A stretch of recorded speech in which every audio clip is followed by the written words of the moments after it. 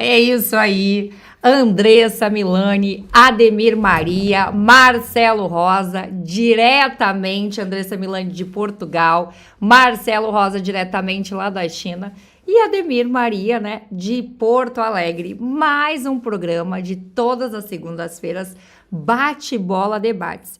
E hoje aí vamos, né, conversar um pouco sobre os resultados da rodada e a classificação. É com você, Marcelo Rosa e Ademir Maria. Vamos lá. Uma boa noite a todos, boa noite, Andressa, boa noite, Ademir, boa noite a todas as pessoas que estão nos vendo agora. Então vamos falar um pouco da rodada, né, do Campeonato Brasileiro. Primeiro vou passar o resultado da rodada. O Vitória ganhou de 2-0 do São Paulo, então foi um jogo também, um resultado surpreendente para o São Paulo, que o São Paulo vinha numa crescente, né? O Remo empatou em 1-1 com o Vasco. O Mirassol, mais uma vez, perdeu em casa para o Vasco. Para o Bahia, 2-1. O Santos ganhou do Atlético Mineiro, né, lá em Santos. Então, foi um resultado onde o Neymar jogou os 90 minutos. Isso foi importante também, né? Porque o Neymar conseguiu jogar os 90 minutos. Isso foi muito bom. Tivemos o Grenal, né, 0-0 o Grenal. Logo a gente vai falar sobre isso. O Atlético Paranaense ganhou de 2-0 da Chape. O Botafogo empatou em 2-2 com o Curitiba. O Fluminense perdeu em casa para o Flamengo no Clássico Carioca, 2-1. O Corinthians empatou em 0-0 com o Palmeiras no Clássico Paulista. O Cruzeiro ganhou de 2-1, né, sobre o Bragantino. E a classificação ela ficou assim. O Palmeiras continua em primeiro com 26 pontos, agora seguido pelo Flamengo com 20, sendo que o Flamengo tem um jogo a menos. O São Paulo, né, está com 20 também, junto com o Flamengo. O Fluminense também com 20 e o Bahia com 20. Aí vem o Atlético Paranaense com 19. O Curitiba está surpreendendo muito na competição, porque o Curitiba está lá em cima na tabela com 16. O Atlético Mineiro com 14. O Bragantino 14, o Vitória com 14, e aí vem o Botafogo com 13, o Grêmio com 13, o Vasco com 13, o Inter com 13 e o Santos com 13. Então o Santos, que estava lá embaixo, agora ele conseguiu, né, ganhar e tá numa sequência ganhando partidas, então também está subindo. Isso ficou ruim para o Inter, para o Grêmio, porque depois que o Santos com 13, o Corinthians com 11 e o primeiro que está na zona de rebaixamento é o Cruzeiro com 10, está a 3 pontos do Inter e do Grêmio. Então, uma derrota do Inter e do Grêmio na próxima rodada pode colocar um dos dois times na zona de rebaixamento. Aí vem o Remo com 8, a Chape com 8 e na lanterna o Mirassol com 6. E o próximo jogo da dupla Grenal é o Grêmio vai jogar fora de casa contra o Cruzeiro e o Inter recebe o Mirassol no Beira-Rio. É isso aí, mais uma rodada com Marcelo Rosa, diretamente da China. Vamos lá, galera, eu quero saber o que vocês acharam aí da avaliação do Grenal 0-0 no Beira-Rio. Ademir Maria, nos conte um pouco sobre esse jogo que esteve aí no Beira-Rio. Boa noite, Andressa. Boa noite, Marcelo. Boa noite a todos. Boa noite. Da TV social, né? E principalmente no bate-bola, debate. O Grenal, para mim, foi um Grenal atípico daquilo que a gente está acostumado a ver aqui no Sul. Aguerrido, pegado, né? Os times sobressaindo um ao outro, vários lances de gol, mas não teve nada disso. Foi um nível técnico muito baixo. Eu acho que os dois treinadores também quiseram fazer uma forma de jogo bem adequada para tomar gol, para ficar mais atrás, sair nos contra-ataques, pegar de surpresa o Grêmio, o Inter. Então, o nível foi péssimo mesmo daquilo que a gente está acostumado a ver aqui no Sul, no Grenal. Oportunidade mesmo, o Internacional teve duas oportunidades, e isso deixou esse nível bem baixo. E, tecnicamente, a gente vê que tanto o Luiz Castro como o Paulo Pesolano, eles têm uma situação de jogo nesse final bem diferente daquilo que eles estão fazendo. O Internacional ganhou fora porque jogou atrás, saiu em velocidade, faltou os jogadores na posição adequada, não contou com o Patrick, mas teve a situação de jogo ganhando o Corinthians. E o Grêmio lá, contra o Torque, Manchester City Torque, não jogou bem também. O Luiz Castro botou a posição de jogar atrás também, conseguiu sair velocidade para surpreender o adversário, mas eu achei o adversário fraco. Então ele veio com a mesma situação do Grenal. Então, para mim, foi um Grenal de nível de todos os dois treinadores, de baixíssima qualidade, principalmente em alguns jogadores que estiveram em campo, não tiveram aquela mesma reação que anteriormente tem, de chegar à frente, procurar o gol, ter o número de passes mais adequados, mais certos, corretos, muitos passes errados. A situação de bola de cada um foi péssimo, foi baixíssimo. Então, para mim, foi um nível muito baixíssimo de futebol. Nós vimos um Grenal nesse E aí, Marcelo, o que que tu nos fala aí? Desculpa aí atrapalhar o Marcelo agora, ia chamá-lo. O que que tu nos diz aí sobre o Grenal, né? 0-0. O Ademir já deu o parecer dele, eu quero que tu nos diga aí o que que tu achou desse jogo aí. Realmente o Grenal teve um nível muito, muito baixo, né? Então a expectativa para esse Grenal, justamente pelo que aconteceu no Gauchão, nas finais do Gauchão, onde tivemos gols, claro, o Grenal é um jogo mais pegado, é um jogo que às vezes é muito brigado, né, em campo, do que propriamente a parte técnica. Mas a gente estava vendo aí em alguns outros Grenais que, pelo menos, além da briga que estava acontecendo dentro de campo, a briga que eu quero dizer no sentido de disputar, de jogo, o Grenal ainda estava conseguindo ser jogado. Só que nesse Grenal, realmente não foi. O nível técnico foi muito, muito, muito baixo. Então, eu percebi que, principalmente o Grêmio, ele foi com um objetivo: não tomar gol. Por quê? Porque o Grêmio ele está vindo de uma sequência de derrotas, de maus resultados. O Inter, por outro lado, vinha numa sequência de bons resultados.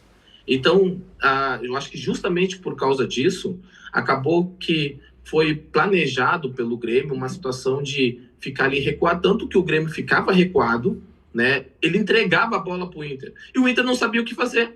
Então o Inter tecnicamente não sabia o que fazer com a bola quando estava com a bola no pé, né? Não conseguiu penetrar. As chances de gol foram pelos erros de saída de bola do Grêmio, né? Teve logo no início do jogo ali que foram sair jogando e a bola caiu no pé do Alan Patrick, o Alan Patrick deixou morrer na cara do gol e teve uma situação clara de gol, né? Depois disso, teve no segundo tempo uma cabeçada do Alejandro. Então, quer dizer, foi muito baixo o nível técnico, porque muitas vezes o jogo está sendo concentrado na posse de bola, na lentidão, e não na parte objetiva, de tentar o gol, de buscar o gol. Então, antigamente, a gente falava que o Grenal a gente tinha que jogar para frente, por mais que fosse um Grenal brigado, pelo menos a gente estava sempre buscando o gol, tendo finalizações. Então, se colocar quantas finalizações teve nesse Grenal, foi muito baixo. Então, qualquer análise que for feita para esse Grenal, no sentido de fazer um scout do Grenal, vai ter finalização com nível muito baixo, posse de bola também com nível muito baixo, porque, na verdade, o Grêmio praticamente não quis ficar com a bola, situações ofensivas, escanteios a favor ou contra, isso vai ser sempre uma análise muito baixa, porque realmente não teve. O Grenal foi muito vergonhoso, na verdade, para quem gosta de assistir, ver um bom futebol, mesmo sendo um clássico que é muito brigado. E mais uma vez, né, assim, o Grenal ele passou em branco nessa situação, né, que eu vejo que está cada vez mais aquela situação: vamos brigar, vamos primeiro pensar em brigar do que pensar em jogar ou ganhar. Até porque um resultado de empate agora deixou os dois na mesma situação, né? Só que ao mesmo tempo eles não conseguiram avançar na tabela e ao mesmo tempo eles ficam a 3 pontos da zona de rebaixamento. Então o campeonato está se desenrolando e os times já estão né, criando uma gordura, né, mediante o que pode acontecer lá na frente, e o Inter e o Grêmio ainda continuam lá atrás. Ô Marcelo, existe a gente que disputou vários grenais, né, do Internacional, Eu acho que esse Grenal vai ficar marcado. O Grenal 4-5-2 vai ficar marcado, porque eu nunca, desde o tempo que eu joguei, nunca disputei um Grenal assim como foi esse. Poucas chances, como falou, posse de bola baixíssima, escanteios também existiram poucos, né? Situações de gol, poucas também. Então eu nunca disputei um Grenal assim. Olha que eu já disputei mais de 10 Grenais. Tu também deve ter disputado muitos Grenais, né, Marcelo? Então eu nunca vi. O Grenal do 4-5-2 vai ficar marcado, um Grenal atípico em relação ao nível técnico baixíssimo. E me atrevo a dizer que eu concordo 100% contigo que vai ficar marcado. Eu me atrevo a dizer que foi o pior Grenal da história. Sim, foi o pior Grenal. Porque, assim, mesmo eu assistindo o jogo, não tinha, tu não te prende. Sabe aquele jogo que tu sabe assim, ó, que tá cansativo de ver, na verdade. Então foi um Grenal que realmente vai entrar para a história negativamente, esse Grenal. Eu acho que os dois treinadores entraram com medo, né? Foram medrosos para poder colocar o seu time mais à frente, para arriscar mais, para tentar situações diferentes, né? O Grêmio tem um bom elenco, o Grêmio tem um bom time, mas pela sequência de jogos que o Grêmio vinha com derrotas, eu acho que daí o Luiz Castro tentou assim, não, peraí, eu vou segurar o Grenal, porque eu não posso... Que também eles já entenderam também uma situação do Grenal. O Grenal, ele derruba também o treinador. O Grenal, às vezes os caras, não, mas o Grenal, o gauchão não é importante. Tu pede o gauchão, quantos treinadores caíram no início do Brasileiro, esperaram a primeira, segunda, terceira rodada perdendo jogos, aí caíram, assim, porque não deram importância pro gauchão. Assim como às vezes também eles entenderam que existe o Campeonato Brasileiro, a própria Libertadores, e existe o Campeonato Grenal. Então, o Campeonato Grenal também existe. É importante tu vencer o Grenal, mas é importante também tu jogar bem o Grenal. Para quem tá vendo, para nós que estamos vendo, é importante a gente ver um bom jogo. Que tu sai assim, ó, pô, empatou, um empatou, mas os dois times jogaram bem, ou um time jogou muito bem, o outro não jogou bem, não importa. Mas nesse jogo, nesse Grenal, os dois não jogaram bem. Então, isso que ficou marcado. Não é nem o resultado em si, porque às vezes tu tem um resultado de empate 0-0, mas foi um baita de um jogo. Mas nesse Grenal, os dois times se acovardaram. Essa que é a realidade. Então, pensaram assim, vamos segurar o resultado. O Inter, quando tinha a posse da bola, também não se jogava. Também. O Grêmio dando esse espaço para o Inter se jogar, o Inter não jogou. Né? O Alan Patrick foi muito abaixo o Alan Patrick. E olha que no jogo passado, contra o Corinthians, o Bernabé fez a função do Alan Patrick, e fez muito bem essa função. Só que, claro, com a volta do Alan Patrick, o Alan Patrick tinha sido poupado no jogo contra o Corinthians, o Bernabé voltou para sua posição de origem, que é a lateral, né? Mas acabou o Inter perdendo um pouco daquela intensidade ali no meio de campo. Claro, tu ganha na criatividade do Alan Patrick quando ele está inspirado. Mas eu percebo, parece que essa situação de instabilidade do time, essa situação do Alan Patrick já tá assim, ó, pô, tem muita gente pedindo para que o Alan Patrick fique na reserva, para que o próprio Bernabé assuma aquela função. Tem muita gente pedindo isso, então acho que isso pode estar incomodando o Alan Patrick, porque nitidamente ele não está sendo o mesmo jogador. Técnica, a gente não discute do Alan Patrick, ele tem uma técnica excelente, é um excelente jogador. Eu acho que é o jogador mais importante que o Inter tem nessa temporada, nas últimas temporadas, né? Depois da saída do D'Alessandro, o Alan Patrick assumiu aquela camisa 10 e realmente vem fazendo por merecer. Então a qualidade técnica dele não é discutível. O que é a vontade que ele tá, o que pode estar acontecendo nos bastidores, o que está acontecendo lá no vestiário, porque muitas vezes o jogador, principalmente hoje, eu falo que essa diferença da nossa época para a época de hoje o treinador, ele não é só o treinador de campo que vai ali administrar o treinamento, a parte técnica, a parte tática, mas hoje ele também tem que ser administrador de pessoas, porque existe ali a vaidade. Hoje a vaidade do jogador, ele é muito grande, então ele também tem que administrar. Então não sei o que está acontecendo nos bastidores, ali nos vestiários, o que está acontecendo, se é por causa da pressão da torcida, que querem que o Alan Patrick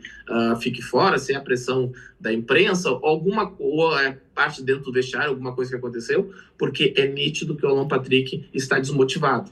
Então, o Inter tem que achar uma solução para isso, para o camisa 10, porque ele é importante para a temporada. Porque se a bola não passa pelos pés dele e não sai aquela jogada de qualidade, um passe quebrando as linhas, não tem outro jogador que faça isso, porque são muito burocráticos que jogam na segurança. Às vezes, tu tá sozinho, tu pode avançar, tu volta a jogada, tu fica lento. Então, toda aquela movimentação dos jogadores que foram feitos, e isso é tanto do Inter quanto do Grêmio. O Grêmio, a bola tem que passar pelo Arthurzinho. E se a bola passar por ele, pelo Arthur, o jogo vai se desenvolver. Se o Arthur não estiver inspirado, também não vai desenvolver esse jogo do Grêmio. Então, esses dois jogadores são muito importantes, eles têm que estar motivados, eles têm que estar bem. Só que também sabemos que são jogadores que já estão com uma idade, que de repente ainda não vai estar conseguindo acompanhar o ritmo dos jogos, às vezes, e também tem a situação do adversário também tentar neutralizar, porque sabe que ali é onde vai sair aquela jogada de criação ou de criatividade. Eu acho, Marcelo, que o Alan Patrick, taticamente, ele está se encaixando na situação que o treinador quer. Eu acho que essa situação está deixando ele um pouco descontente, porque toda vez que ele joga, antes ele jogava, ele já estava mais à frente, ele ia ao gol, fazia o gol, chegava perto do gol. E agora, nessa situação tática do treinador, ele não está conseguindo fazer isso. Então, talvez ele seja um pouco descontente em relação a isso. Aquele que está jogando do lado dele não está conseguindo fazer com que ele passe a bola no pé dele, como tu está dizendo, ele faça a jogada, ele arme a jogada, para que a jogada saia mais rápido lá na frente e ele consiga chegar à frente. Ou ele está fisicamente mal também, ele está sentindo isso, ele vai ter que crescer nessa situação física para que ele possa fazer essa função. Porque a função ele não está conseguindo chegar no gol. Já no Grêmio, eu acho que o treinador Luiz Castro, ele está fazendo uma situação tática um pouco para que o time possa crescer. Ele está com medo, que nem tu falou, porque a situação do Grenal, fala assim, se perder o Grenal, vai ter uma situação do Luiz Castro que talvez fique na melindra e que possa sair, coisa e tal. Então, ele está tentando formatar um time para que isso possa começar a crescer. Se começar a crescer, sim, aí ele vai ter mais segurança à frente da equipe, né? Porque o que é o central dele? É o Arthur, que ele falou. O Arthur é um jogador que pensa, é um jogador que faz a bola dar, tanto é que ele foi o melhor do Grenal, porque ele se dispôs a fazer isso e também se dispôs a fazer aquilo que o técnico queria, que era defender mais e tentar fazer com que essa articulação pudesse chegar à frente, né, em velocidade. Não conseguiu fazer isso, porque o Internacional ficou atrás. O Internacional marcou as duas linhas, não deu esse espaço. Tanto é que o baixíssimo nível foi por causa dessa situação. Um ficou atrás, esperando o outro também, e aí não teve essa situação. Mas o Arthur conseguiu equilibrar isso, conseguiu realmente tocar mais a bola, aparecer mais, porque a bola passava por ele. Então, eu acho que essa situação é que está pelo lado do Internacional com o Alan Patrick, e o Arthur se destacando em relação a isso, porque a situação tática do Luiz Castro é bem melhor, que pode crescer. Eu acho que o pensamento dele é esse. Não, e eu concordo contigo nessa situação do posicionamento do Alan Patrick. E realmente ele não tem mais esse vigor físico para estar voltando para a marcação e tendo que chegar lá na frente para fazer essa criação. O Arthur, ele consegue, de certa forma, jogar, até porque ele joga mais recuado, como segundo homem. Então ele vai buscar a bola lá perto do zagueiro e ele faz a organização ali, né? Então, o Arthur, por isso que ele foi até o melhor em campo, porque ele consegue fazer essa parte e ainda a marcação não é tão encaixada nele ali na frente. Então, porque o Inter não avança essa marcação ali na frente. No caso do Alan Patrick, quando ele recebe a bola, né, já naquela intermediária de ataque ali, onde ele tem que fazer a criação do meio para frente, ele já está muito bem marcado. Então, por quê? Porque os adversários, tanto o Grêmio quanto os outros adversários, sabem assim, eu tenho que neutralizar o camisa 10 do Internacional, que é o Alan Patrick. Só que eu não preciso neutralizar os outros, eu não preciso me preocupar tanto com os outros. Eu vou estar ali encaixando a marcação, mas não é aquela marcação especial. Então, tanto o Inter quanto o Grêmio precisa achar outros jogadores também que possam se tornar também esse diferencial, porque às vezes é nítido ver que às vezes o Arthur ele recebe a bola, ele gira para um lado, olha, ele gira para o outro e vem, e ele não tem aquela pessoa que vai ter a mesma leitura que ele, que vai ter a mesma qualidade que ele, a bola vai, mas a bola não volta. Então isso aí também é a parte que a gente também fica analisando aqui, que é a dificuldade que a dupla Grenal tem. Que outros clubes, por exemplo, que vão estar disputando títulos, né, como Palmeiras, como Flamengo, né, tu não sabe quem tu vai marcar. Tu não pode fazer uma marcação especial em um jogador, sendo que tu tem vários que desequilibram. Na dupla Grenal, tu sabe que tu pode neutralizar um ou outro, que tu sabe que vai matar o time. Então, tu vai conseguir encaixar essa marcação, tu conseguindo neutralizar esses jogadores. Então, essa é a cobrança que eu tenho muito com a dupla Grenal, né? Principalmente com a parte do Inter, analisando a parte do Inter. Eu cobro muito isso, porque o Inter, quando fez o planejamento para esse ano nas contratações, ele buscou mais volante, né? Que foi o que o Inter mais buscou, tentou. Tanto é que tu pega ali, tem Thiago Maia no banco, tu tem o revezamento do Bruno, tu tem o Paulinho, quer dizer, então eles procuraram a parte de volantes, mas esqueceram das pessoas, dos jogadores que vão criar, dos jogadores de velocidade. O Inter não tem velocidade, então quer dizer, se o Vitinho não estiver jogando, o Inter não tem velocidade. O Grêmio, por outro lado, o Grêmio trouxe velocidade, o Grêmio trouxe atacantes, né? Só que o Grêmio também esqueceu da parte defensiva, né, que o Grêmio hoje não tem a troca da parte defensiva, mas tem os atacantes. Aí entra aquela parte que eu falei, que é administrar pessoas. Tu tem um TT, como é que ele não tá jogando? Tu tem um William, tu tem vários jogadores no banco que poderiam estar jogando em qualquer outro time. Então, quer dizer, administra isso também. Então tu tem que administrar essas pessoas para eles entrarem motivados. Como é que eles vão entrar motivados para a partida se de repente eles sabem o seguinte, pô, eu deixei a Europa, deixei o time onde eu estava jogando para vir para o Grêmio, principalmente o PP, pelo amor que ele tem pelo Grêmio, ele veio para o Grêmio e não está jogando. O William saiu de uma situação que ele podia estar em outro clube, veio para o Grêmio e não está jogando. Então, essa administração de pessoas aí é que o Luiz Castro tem que tentar achar a melhor solução para ele ter o grupo na mão. Uma pergunta que não quer calar para vocês dois aí agora. Agora eu vou falar aqui de Portugal, que eu só esperei essa galera falar. E como eu tô no bate-bola debates, eu tô aprendendo com essa galera toda, eles sabem que são uns caras maravilhosos aí que já estão no futebol há muitos anos. Eu entrei há pouco tempo aí, né, com bate-bola, resenha. E eu tô aprendendo todo dia com essa galera. Me diz uma coisa, vocês acham que se mudasse tanto o técnico do Internacional ou do Grêmio, conseguiria dar uma mudada nesse Grenal, que foi um dos piores Grenais que vocês estão falando aqui? Não, eu acho que o momento não é esse. É uma mudança que tem. Porque a assimilação do jogador em relação à parte tática tem que ter um tempo. Se tu mudasse, passou o Grenal, jogaram bem, realmente os treinadores viram aquilo que eles sabem, que eles queriam fazer nesse Grenal, né, pela parte tática. A mudança agora não é o momento de mudar, tirar o treinador, né, para que o treinador possa vir o treinador aplicar a sua situação tática, que o jogador não assimile. Por isso que nós estamos falando. A relação do treinador, ele tem que saber lidar com o grupo. Ele tem que saber a cabeça de cada jogador, como ele se adapta naquilo que o treinador quer fazer. E o treinador tem que ter isso. Eu entendo que o treinador tem que falar para o jogador, para o jogador se adaptar à situação tática dele. Porque se ele fizer uma situação, eu mando, eu faço, e vocês têm que obedecer. Então, por que o Marcelo está dizendo que o TT veio de fora? Ele apostou, eu vou para uma opção tática que eu vou me adaptar, vou jogar meu futebol mais veloz. Tanto o Gabriel Beck também, são velocista, né? O Abuso também, o velocista. Eu quero me adaptar a essa situação.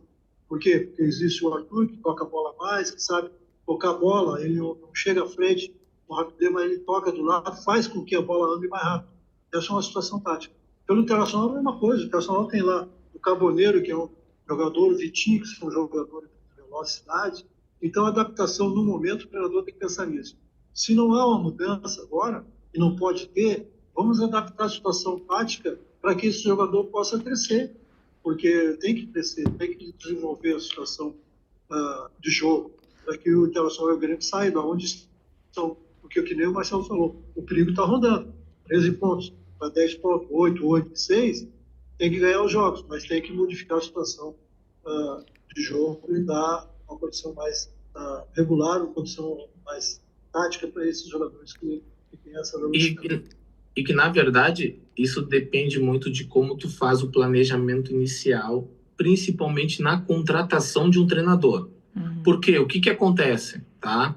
Tu vai trazer um treinador de fora. Esse treinador de fora, ele tem o seu modelo de jogo. Ele tem um modelo que ele gosta de jogar, porque tá dando certo na carreira dele. Então, ele vai chegar, por exemplo, o treinador que veio pro Internacional, o Pesolano, ele tá lá montando, ele tem um sistema que ele gosta de jogar. Só que para isso ele tem que ter as peças para aquele sistema. Se ele não tem ali as peças para aquele sistema, o sistema não vai funcionar. Então, o que está acontecendo? Que foi até o que o Ademir falou. Naquele sistema dele, o Alan Patrick tem que voltar para marcar, tem que ter um vigor físico muito grande, e ele não tem. Então, peraí, se eu tenho o craque do meu time e ele não consegue fazer aquela função, esse meu sistema não vai funcionar. E não vai funcionar. Por quê? Defensivamente vai ser tudo ok, porque ele vai ajudar defensivamente. Mas será que ofensivamente ele vai ajudar? Essa que é a grande questão. Então, essa é a primeira análise que tu tem que fazer em relação ao treinador. A segunda análise, será que ele consegue administrar o grupo? De ter jogadores ali, todos aqueles jogadores que vão entrar, mesmo os que não estão jogando, vão entrar motivados para jogar? Essa é a segunda questão. Então, quando tu contrata o treinador, muitas vezes, o dirigente, o que ele está fazendo? Ele vai lá e traz o treinador estrangeiro para agradar a torcida. Isso que está acontecendo. Parece que os treinadores brasileiros não servem. Não são mais tão importantes. E aí eu entro numa questão, que agora eu vou bater numa questão até que a gente nem está na nossa pauta, mas eu vou bater nessa questão que agora me veio aqui na cabeça. A CBF tem um curso de treinadores, onde é caríssimo o curso de treinadores. Para tu ter a licença B, a licença C ou a licença A, é caro para ter. Então, tu tem um curso de treinadores e os treinadores não estão sendo formados? O que está valendo são os treinadores europeus, portugueses, espanhóis e tal. Sendo que lá tu vai para Portugal, tu não é aceito. Os treinadores brasileiros não são. Tu não chega lá, tu não vai chegar em Portugal. E realmente, vai chegar aí e vai trabalhar. Não vai, então. Eles não aceitam os nossos. Mas a gente está aceitando todos deles. Claro, é verdade. Mas o que está acontecendo com esse curso da CBF? Que não está sendo formado os treinadores? Então, para que tem esse curso? Para que é exigido esse curso? Será que... Tá, beleza. Veio o Luiz Castro, veio o Abel, eles foram lá fazer o curso da CBF? Mas teve uma época que obrigaram o Renato a fazer o curso. É verdade. É verdade. Lembra disso? Obrigaram o Renato a fazer o curso. E o Renato foi e fez. Sendo que o Renato já multicampeão. Entendeu? Ele teve que ir lá fazer o curso. Contra a vontade dele, foi lá todo emburrado, foi lá, fez e tal. Mas será que obrigaram o Abel a fazer? Obrigaram o Luiz Castro a fazer agora? Obrigaram o Jorge Jesus, na época que veio pro Flamengo, a fazer? Sendo que se o treinador brasileiro, para trabalhar lá na Europa, ele tem que ter a UEFA. Mas é que nós, no Brasil, somos, pessoas que a gente abraça. Geralmente, aqui na Europa, não acontece isso, Porque eles acham que vai tirar o espaço deles, E a galera, os técnicos de futebol, tantos jogadores, se destacam nesse meio. Eu fico muito feliz por isso. E, claro, eu queria falar também, Marcelo e Ademir, a torcida, ela não quer saber se tanto o Grêmio como o Internacional tá perdendo e perde uma e perde duas, na terceira eles já querem mandar o técnico de futebol embora. Vocês sabem disso, Então, como foi um dos piores Grenais da história, o que vocês acham que pode acontecer em relação a tudo isso? Eu já acho que... Eu acho que, na verdade, A situação do Luiz Castro no Grêmio acaba, de repente, sendo uma situação um pouco mais delicada, porque o Grêmio vinha numa sequência de derrotas, né? Porém, o Grêmio foi campeão gaúcho, isso dá um pouquinho de gordura para ele, tá? O Inter, por outro lado, ele estava na zona, saiu da zona, mas vamos supor que o Inter não ganhe do Mirassol, né, no Beira-Rio, porque o Mirassol é lanterna no campeonato. Vamos supor que o Inter não ganhe do Mirassol. Aí na próxima rodada o Inter também não ganha. E aí o que acontece? É mais fácil o treinador do Inter, de repente, ser mandado embora do que o treinador do Grêmio nessa situação, nesse contexto. Por quê? Porque daí entra aquela gordura que ele recebeu do Campeonato Gaúcho de ser campeão gaúcho, em cima do rival do Inter, sendo que em casa fez uma goleada. Então, de certa forma, ele criou essa gordura, né? E fora o nome que ele tem, tal, aquela coisa toda. Então, acho que quem está mais aí na degola, vamos supor, aí mais perto, eu acho que é o treinador do Inter. É isso aí. Eu acho isso aqui, a torcida tem toda a razão. Ela que paga sócios, paga o jogador, paga todas as situações que tem quando vai o aí a torcida diminui. Por isso que ela cobra. Quando o Marcelo falou, quando há resultados negativos, isso proporciona que a torcida venha a falar, o treinador não está dando resultado, o treinador não está conseguindo fazer aquilo que a torcida quer. E as mudanças podem ocorrer. Agora, eu acho que tem que ter um direcionamento, tem que ter um projeto. A direção tem que ter um projeto anual, que seja, não seja para 2, 3 anos, para um ano, para que possa realmente fazer com que o time venha conquistar o time. Contrate os jogadores adequados para aquilo que o treinador quer. Contrate um treinador que tenha convicção de que ele pode realmente organizar a equipe, organizar o grupo, para que o seu grupo possa ser vencedor. Acho que tem que partir daí, da direção, para que possa responder à torcida. No Grêmio, eu acho que o Grêmio agora mudou a direção. Essa direção tem uma filosofia diferente, ela pensa diferente da outra em relação à formação de equipe, formação de fazer um treinador de fora, para que esse treinador desse resultado. O treinador, ele tem a convicção, como ele falou agora, ele falou realmente que ele quer empregar uma situação tática para que o seu jogador assimile. Bom, ele já está entendendo o grupo. E entendendo o grupo, ele consegue realmente dar a resposta para a torcida. Então, vamos ver os próximos jogos. O próximo jogo tem que ser crescimento das duas equipes, tanto do Internacional como para que a torcida não venha realmente reclamar daquilo que está acontecendo, que os treinadores não estão dando o resultado necessário. Então vamos lá, Ademir, uma perguntinha. Como foi a atuação dos goleiros no Grenal, né? Tu que foi um goleiro aí, pode nos falar em relação a isso, né? Andressa e Marcelo, começando pelo baixo nível do futebol. Houve o que o Marcelo tinha até dito, no primeiro tempo, uma defesa onde o Boré chutou, a defesa de reflexo do Neto, sempre bem colocado, um goleiro experiente. Depois a cabeçada, que ele não se adiantou, ele ficou no meio termo, esperando o atacante cabecear, o Alessandro, né? cabecear e fez a defesa no chão. Quer dizer, a postura do Everton em relação ao Grenal foi boa. Em relação àquele Grenal dos 4, que ele levou, que eu achava, se eu pudesse dar a minha opinião na época, ele não deveria jogar, porque quando ele chegou, ele desconhecia muita coisa que acontece dentro do Grenal, e ele não conseguiu realmente sair. Agora, com o tempo, ele foi se adequando, foi pensando, foi vendo como é que funcionava o Grenal. E ele teve mais postura nesse jogo. Já o Rocher, para mim, o Rocher fez uma grande defesa na cabeçada, no chute dentro da área, bem de perto, queima-roupa, mais ou menos. Ele, no reflexo, conseguiu tirar a bola. Mas depois ele saiu em 2 oportunidades, foi dar o soco, ele não olhou a bola para dar o soco adequado. Ele dá um soco para trás, se ele está mais embaixo das traves, ele consegue botar a bola para dentro.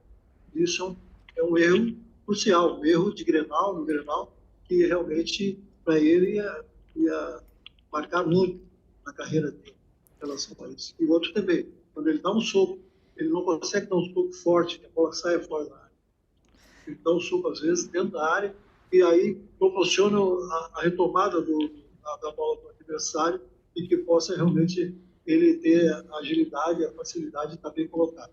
Então, eu acho que esse Grenal, do goleiro em relação, eu acho que o Everton, pela sua experiência, teve... E Ademir, O Rocher, para mim, é um grande goleiro. Não há, eu acho que o Rocher, Marcelo, ele é um goleiro de seleção, um goleiro que tem que ser respeitado, mas eu acho que ele tem algumas falhas, ele vai ter, taticamente, tecnicamente, ele vai ter que treinar um pouco mais para suprir essas.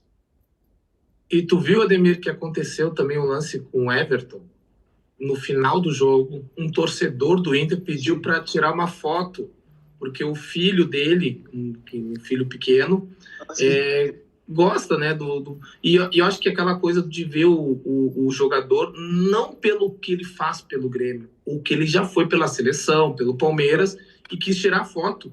E criou um tumulto muito grande, porque os outros torcedores se revoltaram com aquele pai, queriam agredir o pai, queriam brigar com o pai, sendo que o pai estava com a criança junto, que ele só tirou a foto. Então, olha como é que é a rivalidade, né? Então, eles não aceitam essa situação, né? Eu acho que ali poderia ter várias análises em relação a isso, né? Porque, por exemplo, qual é o problema? O cara ali é um profissional, qual é o problema de tirar uma foto ali, tá? Beleza, só que é o rival. Então, de repente, o torcedor fez naquele momento ali, e o próprio goleiro, né, o próprio Everton, se propôs ali no meio da torcida para tirar foto, e naquele momento estava tudo ok. Quando o Everton saiu, é que criou o tumulto, porque veio o torcedor que não gostou daquela situação, porque era jogador do Grêmio e tudo mais, tal. Também o Everton também foi criticado aí nas redes sociais também por ter ido lá na torcida do Inter e aceitar tirar foto. Então criou também, né, o Grenal cria essa rivalidade também, não somente interna quanto externa. Sempre teve essa rivalidade, vai ter, isso aí é uma coisa da vida do nosso Grenal. E eu queria dizer para vocês aí de casa também, né, gente? Não briguem, porque eles só brigam em campo. Porque eles saem dali, se dão super bem, comem churrasco, os jogadores, e vocês ficam brigando as torcidas aí, né? Por nada. E às vezes acabam saindo com violência de dentro dos estádios de futebol, né, gente? É isso aí, eu acho que isso é o ponto principal. Agora, quando o goleiro é ídolo, sempre será ídolo, né? Porque mostrou na sua história o que ele já fez pelo futebol. Então, as torcidas, às vezes, os filhos, querem crescer, vendo ele jogar, todo ídolo, assim como o Rocher chega lá e vai, é um ídolo também. Eu acho que nós deixamos, o Marcelo deixou sua história, deixamos a história, somos às vezes reconhecidos, porque o tempo já passou, mas sempre a gente é reconhecido, isso deixa a gente muito feliz. Então eu acho que o Everton também foi lá pelo aquilo que ele representa em termos de ídolo, em termos de atleta, em termos de pessoa para o futebol brasileiro. Marcelo e Ademir, vocês acham que foi justa a expulsão ou não do Grenal? Olha, assim, na verdade, na minha opinião, acho que se ele pegar um jogo é muito pouco, que ele tinha que pegar mais jogos. Porque aquilo ali que ele fez não se faz. Não se faz com um companheiro de profissão com o que ele fez. Então, quer dizer, parece que ele já entrou pilhado do Grenal. Ele já estava pilhado naquela situação assim, ó. Não, é brigado e disputado. E foi... A sorte do Grêmio foi que isso aconteceu no final do jogo. Isso aconteceu no final do jogo. Então, essa foi a sorte do Grêmio. Mas ele deu aquela entrada criminal. Porque aquilo ali podia ter lesionado o jogador ali, deixado o jogador sem jogar por um bom tempo. O jeito que ele entrou. Ele não visou a bola em nenhum momento. Ele estava com a bola no pé, ele tentou arrastar o jogador. Quando ele viu que ele perdeu a jogada e que ele ia dar o contra-ataque, tudo bem, eu quero parar a jogada. Ele podia segurar a camiseta do jogador, ele podia segurar o jogador, iria parar ali, ele ia ganhar o cartão amarelo e tá tudo bem, era final do jogo. Tu matou o contra-ataque ali naquele momento. Mas ele dá o chute, que ele não visou a bola, ele só visou o jogador, aquilo ali foi uma entrada criminal, que o jogador poderia se lesionar gravemente em relação àquilo ali. Então, ali foi um desequilíbrio que ele teve, né? O Vieri teve um desequilíbrio ali naquele momento, e o mais engraçado é que ele sai como se nada tivesse acontecido, e quando ganha o cartão é como se, olha, mas por quê? O que eu fiz? Sabe? Então, quer dizer, ainda mais hoje em dia, com o VAR, com todas as situações que tem, Não, não pode cometer esse tipo de falta. Um jogador profissional hoje em dia que tem todas as informações que eles têm, não pode fazer essa jogada.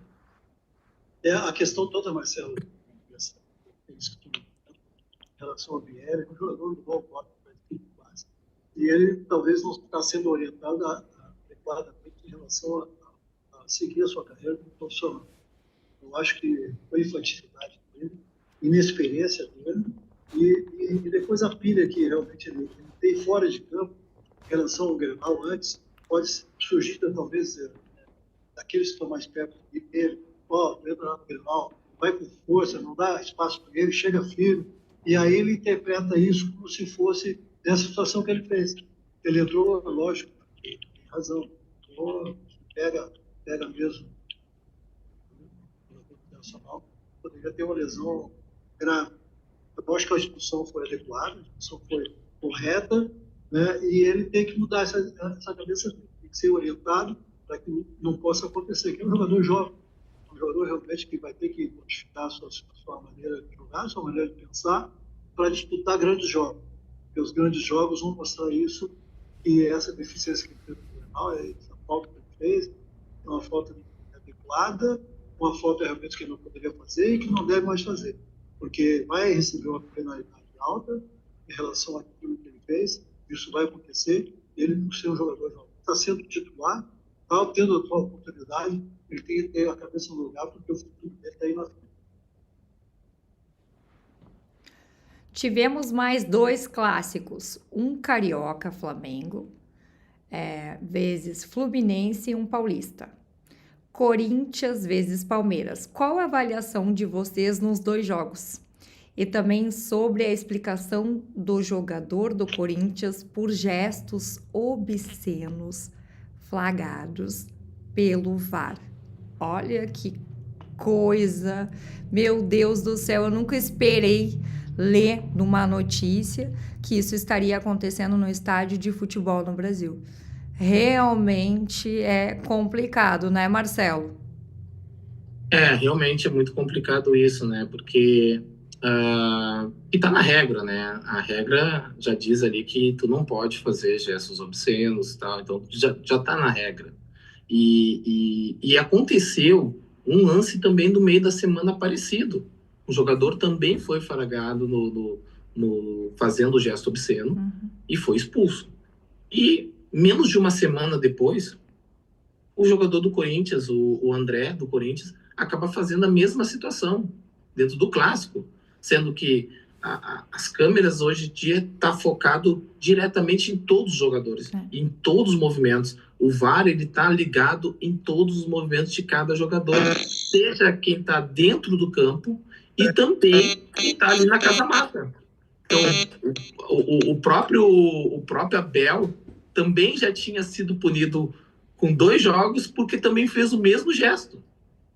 E ele também tinha sido expulso também, o próprio Abel, sendo que ele estava ali do lado de fora, ali, né, comandando. Então, as câmeras estão ligadas em tudo que está acontecendo vai aparecer na TV. Então, quer dizer, o jogador ele tem que estar ligado nisso, e acabou prejudicando o Corinthians. Claro que ele no clássico paulista ali empatou em 0-0, né? Um clássico que teve um pouco mais de emoções ali no jogo, até porque teve 2 expulsões do Corinthians, então o jogo ficou mais aberto, o Palmeiras tentando atacar e tentando criar, o Corinthians se defendendo, né? No clássico carioca, né, no Fla-Flu, o Flamengo acabou vencendo, o Flamengo jogou melhor, o Flamengo teve todas as ações a seu favor, o domínio do jogo foi todo do Flamengo, e inclusive o Pedro fez um golaço que o Pedro fez, que foi assim de uma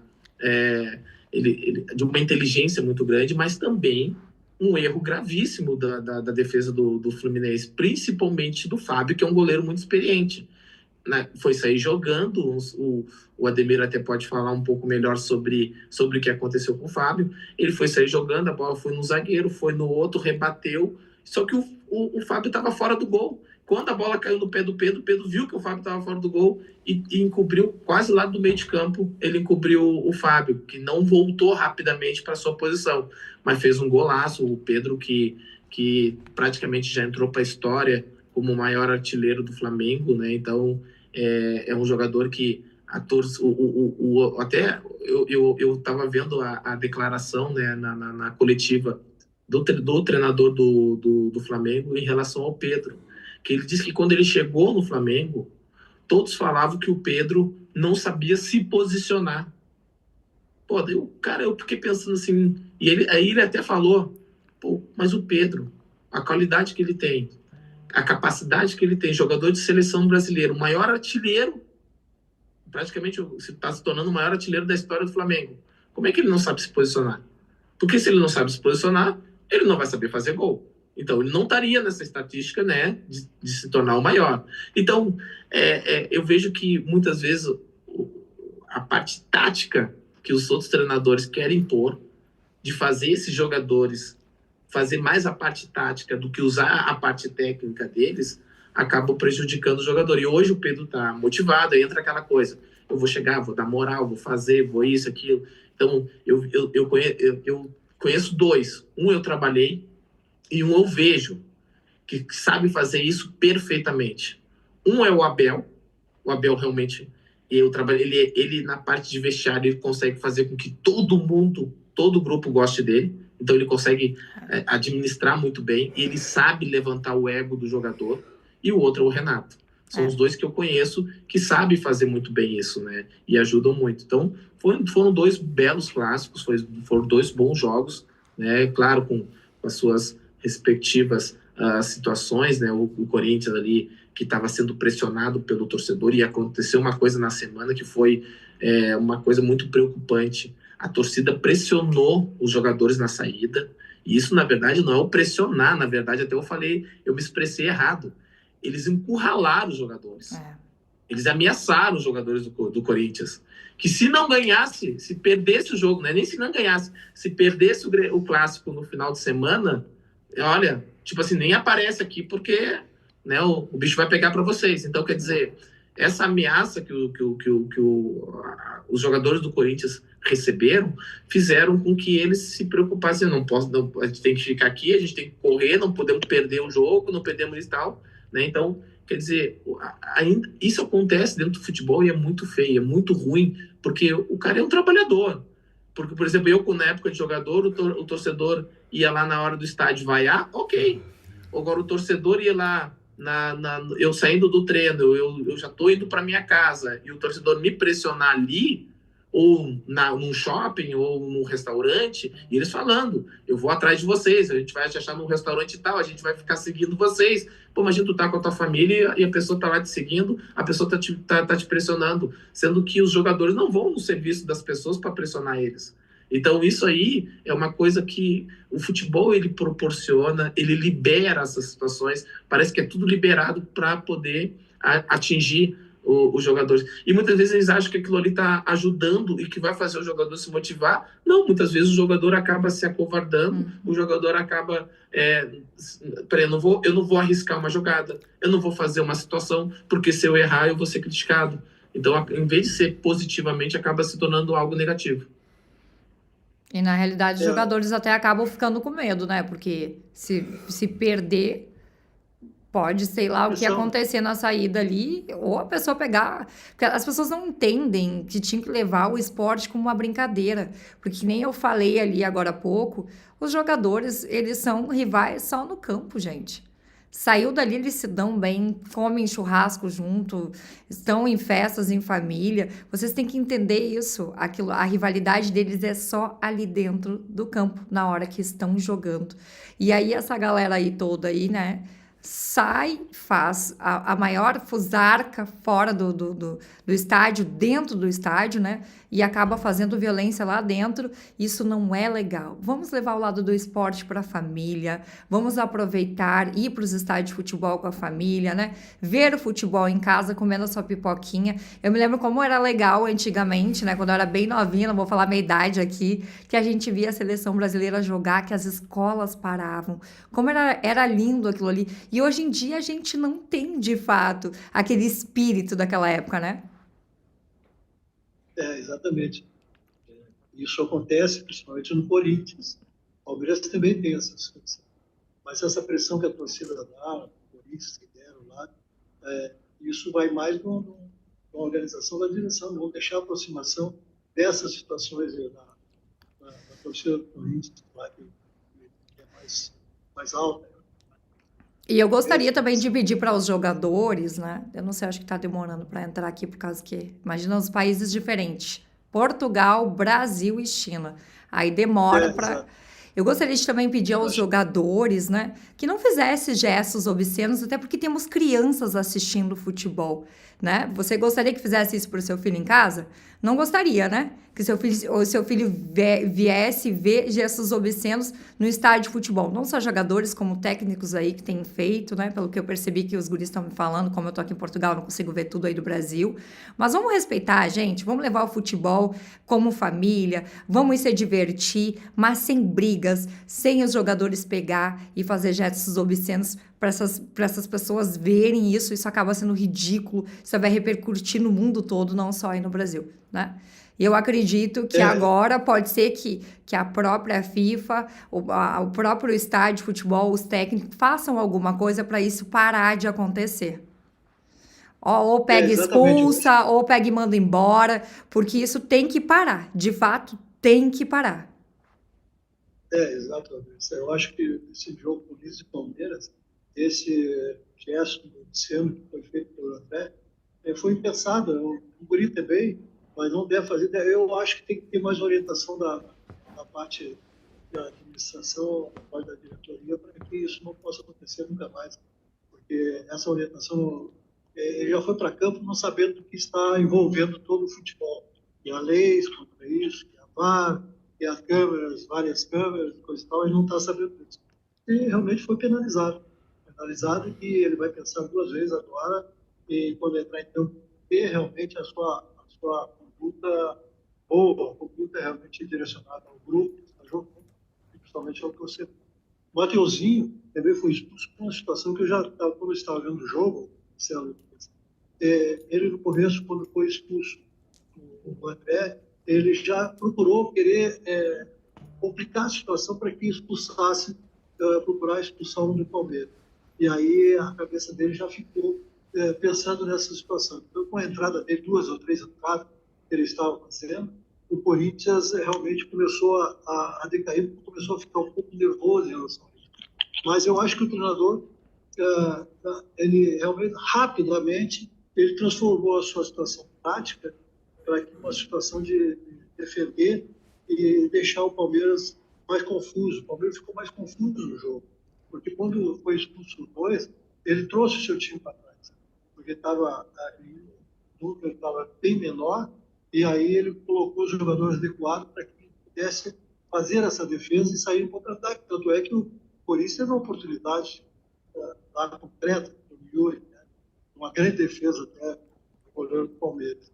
E eu acho que foi por aí que o Palmeiras se perdeu, porque o seu técnico não estava ali na Casa Mata, o seu técnico não estava presente, porque ficou nervoso o time do Palmeiras, não conseguiu tocar a bola adequada para chegar à frente, envolver o time do Corinthians, e por isso terminou 0-0, porque a posse de bola foi mais do Palmeiras, por essa determinação de 2 expulsos do Corinthians, 62%, 38% do Corinthians, né? E finalização, lógico, teve mais o Palmeiras. Né? Mas eu creio que foi um clássico, todo clássico, eu disputei vários clássicos, né, Marcelo? Em São Paulo, jogando pelo Santos, clássico do Palmeiras, do Corinthians, São Paulo, até na época da Portuguesa, que era um clássico. São clássicos difíceis, clássicos realmente que a gente entra dentro do campo, pensando numa situação de ganhar o jogo, não realmente fazer um jogo péssimo. E por isso, através do seu treinador, soube realmente se defender. O Diniz foi muito bem, colocou sua equipe lá atrás, conseguiu o empate 0-0, e dentro de casa, né, o 0-0 muito bom, a vitória que jogava com 8 jogadores. Eu acho que o Flamengo e o Fluminense foi um jogo, também um clássico internacional, quer dizer, além de ser brasileiro, vai para fora esse clássico, e é falado no mundo todo, clássico do Flamengo e o Fluminense. Eu acho que o Flamengo jogou muito bem, o Flamengo tem vários jogadores de nome, tem um excelente plantel, uma dupla de zaga muito boa, bem colocada, tanto é que o Vitão foi para lá, o Vitão não consegue realmente se posicionar como titular, porque tem dois Léo lá atrás. Tem o goleiro Rossi muito bom, goleiro experiente, é o Arrascaeta, e agora surgindo o Pedro, fazer um reforço necessário, uma visão de jogo todo, que o Marcelo falou, o centroavante nada, porque não tem que vir buscar a bola atrás, tem que fazer gol, tem que pegar aqueles que estão jogando, fornecer para ele, porque ele passa por ele o gol necessário. E no Fluminense, o Fluminense não aguentou realmente da pressão um pouco do Flamengo, teve poucas oportunidades, mas quando teve foi realmente aquilo que se esperava do seu jogador. E o Fábio, né? O Fábio, isso aqui acontece quando começa a querer sair jogando. O treinador pede, vão sair jogando dessa maneira, bota a bola para a lateral devolve o goleiro toca no meio quando tem uma brecha, e aí para devolver para ele de novo. E nesse se confundiu. Acho que o Fábio se confundiu nessa jogada. Porque quando ele toca a bola para a lateral, ele fica para receber essa bola de volta. E ele fica fora da área. E o Pedro, com a sua experiência e a sua visão do jogo, quando ele recebe essa bola, a primeira coisa que ele faz, ele já vinha olhando o Fábio nessa situação, toca por cima do Fábio, faz o... Então eu acho que foi um belo clássico das últimas, onde o Maracanã estava praticamente quase comprado. Eu acho que foi esse clássico, todo dia. Tanto o Corinthians e o Palmeiras, aquilo que aconteceu durante o jogo, e o Fluminense e o Flamengo, por ser um clássico jogado pelo Maracanã. Então, agora chegamos naquele momento, né, que a Andressa vai nos falar o que está acontecendo na Europa, o que aconteceu essa semana na Europa, os eventos, causas sociais, o que tu anda fazendo aí na Europa, Andressa? Conta pra gente aí. Eu sei que tu tá sempre aqui, ali, aparecendo, tem muitas novidades que aconteceram por aí, né? Então, conta pra gente o que está acontecendo um pouco na Europa. Então, sempre a Social TV sempre se movimentando aqui na Europa, em Portugal. Essa semana fechamos parceria com a TV Garça, filial do SBT. Vai estar conosco aqui em Portugal e demais países na Europa. Essa é uma grande novidade que eu deixei para contar para vocês aí também. E uma outra novidade, que vamos ter um outdoor. A Social TV vai ter um outdoor em Santa Catarina. Me parece que é em frente do estádio do Figueirense. Lá vai estar estampado a galera aqui do Bate-Bola Debates, a galera do Bate-Bola Resenha e todos os apresentadores que estão conosco aqui na Social TV. E claro, não podia deixar de falar para vocês também que estamos com a Semijoias, né, da Leda. E também com as joias da Elma Vero, que vamos ter um grande evento no dia 21/5. O Bate-Bola Debates vai estar nesse evento, a Social também vai estar lá e eu vou participar de um grande desfile que me convidaram aí, né? Como eu sou apresentadora do futebol, me convidaram para mim fazer esse desfile com as joias e com as roupas delas lá. Com muito carinho, eu acabei aceitando e vai ser o lançamento do perfume da Elma Vero, que é a irmã do Cristiano Ronaldo.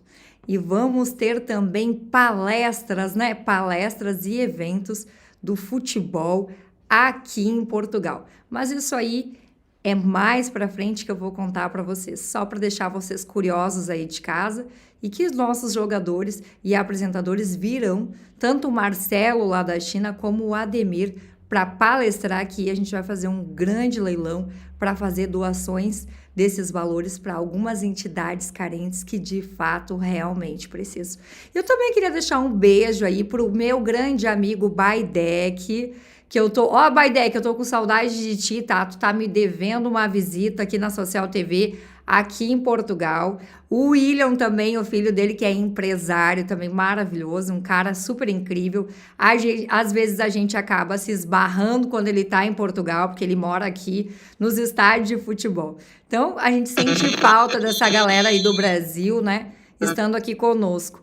E vamos lá, Marcelo, eu quero que tu me diga aí as novidades da China. O que tu tem feito por aí depois de ter voltado, tu como técnico de futebol aí? Me conta um pouquinho.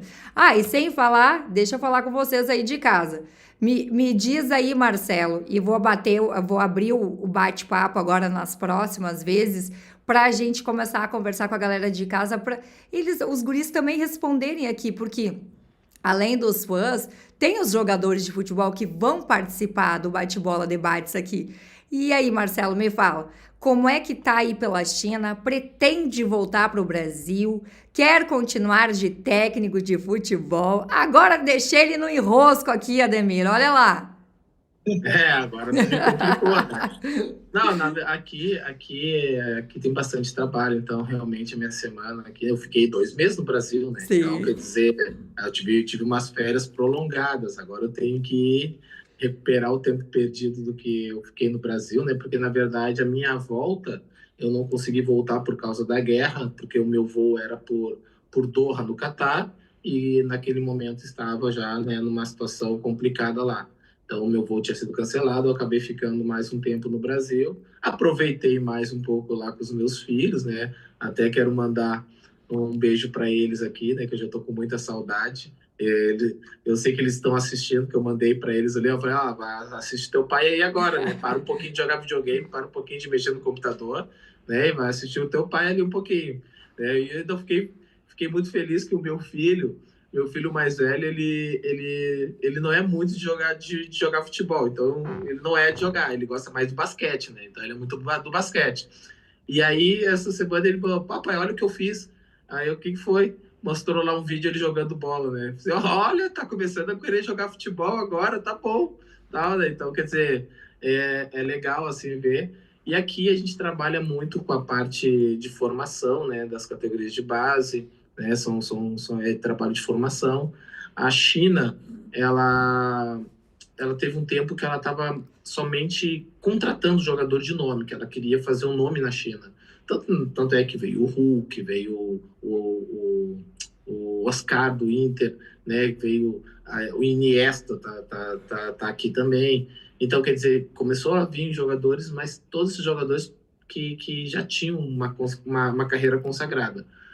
Como a China não foi para a Copa do Mundo, olha que nesse ano a Copa do Mundo está sendo formada com muito mais seleções, né? Então a China acabou não entrando para a Copa do Mundo. Então eles começaram também a entender a importância de eles terem a formação, a cadeira de base. Tanto é que se eu não me engano, foi a sub-20 da China que está vindo muito bem, que de repente até para a próxima Copa pode ser que ganhe vaga, que eles foram muito bem na competição. Então, aqui a gente está mais ligado nessa parte aí de formação, trabalho, correria, vai aqui, vai ali, né? Então, aqui é muito, muito trabalho. Sobre a situação de voltar, né? Isso é uma questão que é um ponto de interrogação. Não posso dizer nada em relação a isso ainda. Essa aí eu vou ter que sair pela tangente nessa pergunta aí, né? Porque realmente, primeiro que realmente eu não posso dizer nada, porque nem eu sei o que vai acontecer no futuro. Isso só é o que Deus me permitiu me falar que eu tenho que fazer, beleza. Né? Para mim é o que vai acontecer e tá tudo certo. Deus sempre guiando o meu caminho. E sempre, graças a Deus, né, me proporciona sempre situações novas, abre portas, me ajuda, me orienta. Então, o que Deus permitir, eu farei. É isso aí, olha só, e um beijo para os filhos do Marcelo, que são uns meninos incríveis lá. Eu andei olhando os stories, o paizão andava com um deles lá no estádio do Internacional e também, não só no Internacional, né? Ele andava na escola de samba. Olha só, não é só pai de Facebook, né, galera? É pai de presença quando estar junto. Olha que bacana isso, né, Marcelo? Não, e se não faz, dá problema, né? Sabe, É. ele tem os ciúmes, né? Se não faz, dá problema, né? Mas é bom, tipo, acompanhar, estar junto, né? Então é maravilhoso, assim, meus filhos é uma bênção para mim. Vamos lá agora para o Ademir Maria, que está lá em Porto Alegre. Conta para nós um pouquinho aí, Ademir, como tem sido a tua vida agitada fora do estádio de futebol, porque além do Ademir Maria ser jogador de futebol, é apresentador e também advogado. E ele tem, né, uma semana bem corrida aí, porque ele vai nos estádios de futebol assistir com aquela galera toda lá. E claro, o Ademir está sempre em movimento. Conta para nós aí se foi algum evento essa semana aí. Vamos lá. Essa semana a gente sempre tem movimento, porque a gente está nos projetos aí da associação, e eu faço parte da diretoria da Associação dos Ex-Atletas do Grêmio. E eu cuido mais da parte jurídica e da parte de projeto. Nós estamos encaminhando alguns projetos aí para que a gente possa, o Master do Grêmio possa atuar dentro dos consulados do interior, para que a gente possa mostrar realmente a história dos imortais, como se diz, né? E o Grêmio hoje nos deu 2 camarotes, e ali está a história dos imortais, todos os jogos. Então a gente está sempre em movimento nos jogos, todos os jogos, se movimentando, sempre falamos sobre a história de cada um, e aí mostra no telão lá, isso é muito benéfico e para mim é muito bom. Além do que eu faço dia a dia, né, que é trabalhar no escritório de advocacia hoje, onde um amigo convidou para trabalhar com ele, porque eu saí do governo e eu fui para lá, então esse é meu dia a dia, né, mas o futebol está sempre numa raiz com a gente, e a gente sempre vai conversando com alguns ex-atletas, perguntando para eles como é que é a vida, como é que foi a transição, como é que estão hoje, o que estão fazendo, né? A gente sempre está em contato, por exemplo, o Yuri aí, que é um ídolo da equipe do Grêmio, da torcida, dos consulados, todos que se reúnem sempre levam ele, né, que ele fez o gol mais rápido. Então a gente está sempre com ele conversando nesses aspectos, o Vaidec, né, o Polga, né, o Casimiro, o Alexandre Xuxó, que está sempre lá com o campeão da Libertadores, principalmente o Galato, que essa semana, um abraço para o Galato, que fez aniversário, e principalmente pela passagem dele, né, os aflitos lá, naquele histórico jogo lá contra o Náutico, ele estava presente, que ele também está sempre com a gente lá nos camarotes, conversando, falando sobre sua vida. Então isso a gente vai levando, né, da vida particular aqui, as pessoas que nos cercam, realmente lembram da gente, a história está bem atrás, mas sempre é uma satisfação e uma alegria quando as pessoas passam pela gente, eu te vi lá no Grêmio, eu te vi lá. Então a história da gente passou pela dupla Grenal. Então isso é muito bom. A gente sempre sofre isso, como o Marcelo tinha falado. A torcida do Internacional, a torcida do Grêmio não admite, às vezes, que a gente troque de cor como eu troquei. Mas sempre fica aquela história, vai ficar, isso é uma coisa que a gente deixa muito alegre.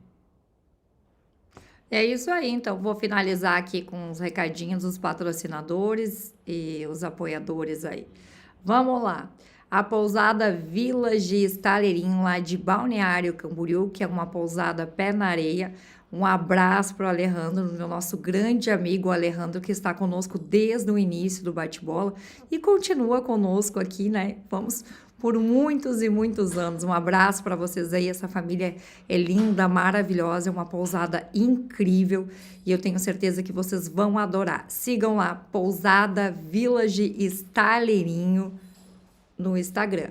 E também, claro, nós temos o sorteio do grande evento que vai ter dia 31/5 aqui em Portugal, no Estádio do Restelo. Inclusive, essa semana nós vamos ter uma gravação lá, Social TV, junto com o SBT, né, a filial do SBT, lá no Restelo com o CO, o Pereira. Mais informações aí para vocês, mais coisas boas estão chegando. Vamos, tão aguardada visita novamente do Ronaldinho Gaúcho na Europa, né? Que bacana, em prol aí de Leiria. É isso aí. E também Fátima Podal é uma das nossas apoiadoras aqui do Bate-Bola Debates, da Social TV. Temos a Elma, que eu já falei, a Leda. Gente, tem uma galera aqui, né? E a Cris, que acaba nos ajudando aí com os looks, né? A Cris me veste com os looks para os programas. Inclusive, amanhã eu tenho uma gravação lá na loja dela, aqui, diretamente de Portugal. Então, vamos ficando por aqui. A próxima semana a gente vai ter 2 convidados aí que o Marcelo vai falar o nome, que é um do Grêmio e o outro do Internacional. E também queria dizer para vocês que eu vou abrir o bate-papo para nós fazer uma pergunta. Vamos fazer perguntas a eles, né, Marcelo? Isso. A gente vai começar também a fazer isso, também começar a trazer agora os convidados, né, no programa, poder falar um pouquinho. A gente vai falar um pouquinho sobre a história deles, obviamente, mas eles também vamos começar a fazer eles falar bastante sobre o que está acontecendo no futebol atual, a comparação entre o que era a época, o que acontece agora, né? Então isso é muito importante, essa interatividade do jogador, do ex-jogador, com o que está acontecendo na atualidade. Que esse é o nosso objetivo do nosso programa, né? Então a gente vai começar a trazer bastante convidados. Eu vou convidar pessoas, o Ademir também vai convidar pessoas, então a gente vai fazer com que esse programa fique cada vez mais enxuto. Isso vai ser muito importante. Quero agradecer também a todos que ficam nos apoiando, que mandam mensagem para a gente aqui, né? Eu recebo também muitas mensagens de carinho ali, de apoio, né? Muitas pessoas estão muito felizes ali de estar vendo, né, o programa e estão gostando do programa, então isso também é muito gratificante para a gente, porque a gente está fazendo um programa para vocês, que é para a gente debater, falar sobre o que está acontecendo, né? Claro, tem muitos debates, muitos programas, muitos apresentadores, né? Cada um com a sua linha de pensamento. Aqui a gente procura sempre falar de uma maneira muito respeitosa em relação ao que está acontecendo, né, no futebol, né, e também tendo principalmente aquele cuidado de saber o que vai falar tecnicamente. Então tem o Ademir que foi, né, jogou na dupla Grenal, um cara que foi ídolo do Inter, foi ídolo do Grêmio, né? Quer dizer, hoje ele tá mais lá voltado pro Grêmio, né? O pezinho dele foi mais lá para né, pro lado da arena, né? Então, quer dizer, eu que comecei no Grêmio e depois eu fui pro Inter, né? Então o meu pé foi mais pro outro lado, mas a parte mais legal que entra aquilo que tu falou ali, né? Sobre as brigas, aquela rivalidade que às vezes o torcedor ele leva para fora do campo, leva para sua vida, acaba se prejudicando, acaba tendo situações.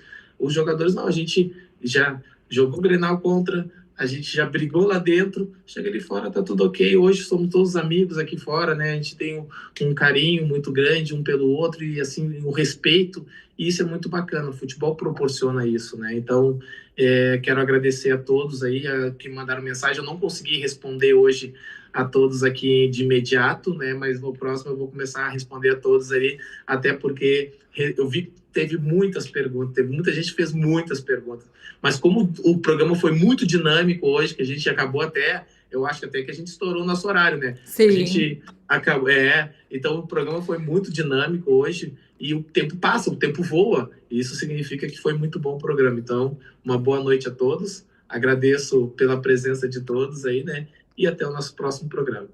É isso aí, não esquecendo aí rapidinho, só para a gente finalizar aqui, Silvia Consultoria de Projetos.